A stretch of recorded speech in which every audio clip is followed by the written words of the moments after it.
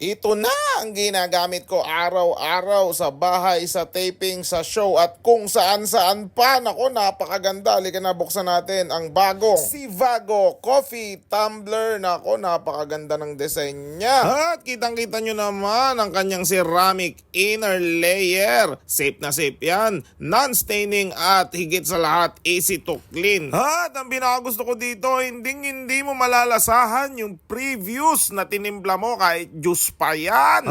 Tingnan nyo naman yung kanyang takip, kahit isang patak, hindi yan maglilik. At kahit walang tubig, kayang-kaya mo siyang linisin. Punasan mo lang siya ng tissue na parang ganyan. Mawawala na ang kanyang stain. Ako, napakadali talagang linisin. Perfect na perfect para sa mga busy tao na katulad ko at katulad mo. At marami rin pala siyang kulay na pagpipilian.